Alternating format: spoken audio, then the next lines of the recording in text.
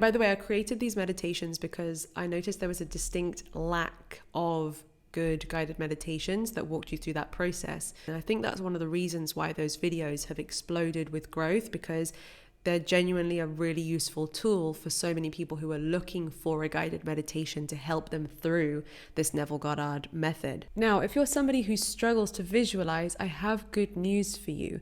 There is another way that you can do this to still leverage that window that opens up as you drift off to sleep. Something else that Neville Goddard sometimes did as he was drifting off to sleep was he closed his eyes and he would feel that his body is there lying in bed. He imagined that he was lying in the bed in the moment of his reality where what he wanted had happened.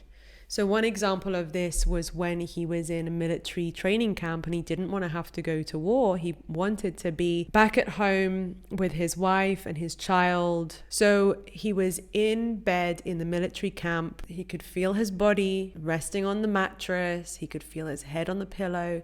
He could feel the covers over him. With his eyes closed, he imagined that actually that bed that he could feel was his bed at home.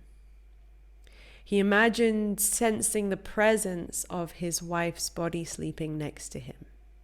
He imagined sensing the shape of his bedroom around him. He knew where the bedside table was.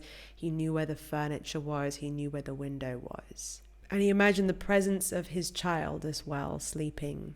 So even though physically his body was lying on a different bed somewhere else, he allowed what his senses could feel, i.e. a pillow, a mattress, covers, etc., make it easier for him to transport himself into a moment of his reality that he wanted to be in. And the amazing thing about that particular example is that after, I think it was just 9 nights, he was brought into the office and handed a piece of paper that gave him permission to go back home. For example, what I did once was when I was manifesting my Spanish residency, I imagined that as I laid in bed, that my residency card was on my bedside table, on my nightstand.